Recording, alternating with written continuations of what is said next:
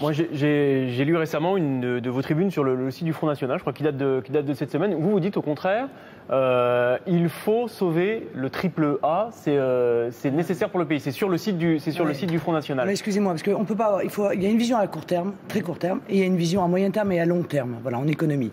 À très court terme, il est évident que compte tenu du fait que nos dirigeants nous ont mis entre les mains du marché, qui a un monopole, c'est-à-dire que nous ne pouvons pas emprunter ailleurs que sur les marchés, à la différence de ce qui se passait avant la loi de 1973 dont je veux l'abolition, où la Banque de France pouvait prêter au Trésor sans intérêt. Aujourd'hui, nous sommes pieds et poings liés, livrés au marché. Dans ces conditions-là, il faut savoir que nous allons perdre notre triple A. C'est une évidence compte tenu des engagements qui ont été pris hier soir, et que ça va surenchérir nos taux d'intérêt, donc surenchérir notre déficit, donc surenchérir notre dette. Mais ce que j'aimerais tout de même, excusez-moi, mais on a commencé cette émission sans peut-être passer par la case essentielle qu'est la case de la monnaie.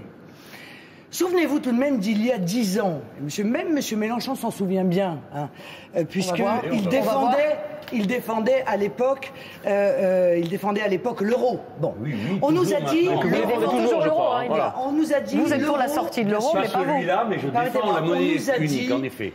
L'euro va nous apporter la croissance et l'emploi. Grâce à l'euro, nous allons être l'espace économique le plus puissant du monde. Rien que cela.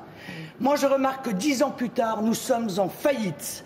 Nos peuples se serrent la ceinture. Ce n'est pas l'euro, madame, c'est la politique que vous défendez, qui est celle du capital. Voilà, le libéralisme que vous aimez. Non, écoutez, Jean-Luc Mélenchon, on laisse terminer Marine Le Pen. Allez-y, vous répondrez après. Parce que très honnêtement, c'est Madame Parizeau, c'est moi qu'elle attaque, c'est pas vous. Bon, donc celui qui est du côté du capital, je suis pas sûr en l'occurrence que ce soit moi. Mais on en reparlera.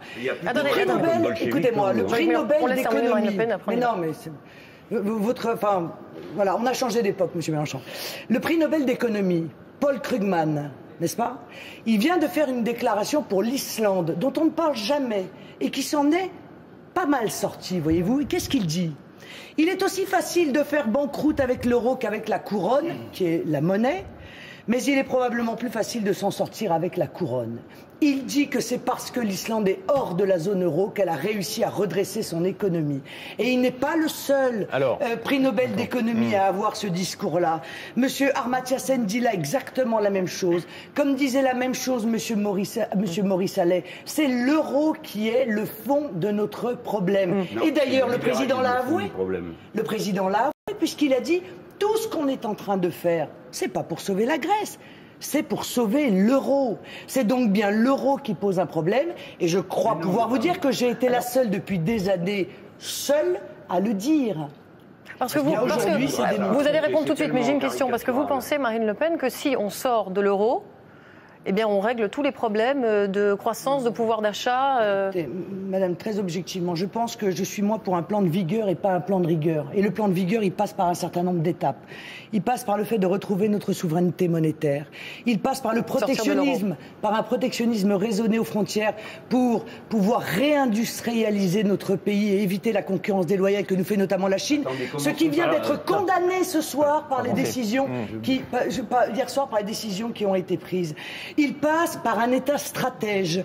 Il passe par un protectionnisme économique qui fait que les PME et les PMI françaises seront prioritaires sur le territoire national, ce qui est le cas dans beaucoup d'autres pays. Quand vous parlez des mesures prises hier soir, vous évoquez notamment le soutien de la Chine au plan de renflouement de l'Europe, dont parlait Manuel Valls tout à l'heure. Vous rendez-vous compte qu'avec la complicité de nos dirigeants, et du Parti Socialiste d'ailleurs, parce que il n'y a que récemment qu'on entend parler de protectionnisme, enfin c'est quand même très très discret.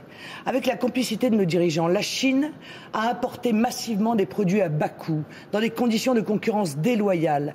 Elle a ainsi provoqué la ruine de notre industrie et de notre économie. 500 000 emplois industriels perdus sous le mandat de Nicolas Sarkozy. Et maintenant qu'elle nous a mis à genoux, eh bien on lui offre la possibilité de venir nous racheter à vil prix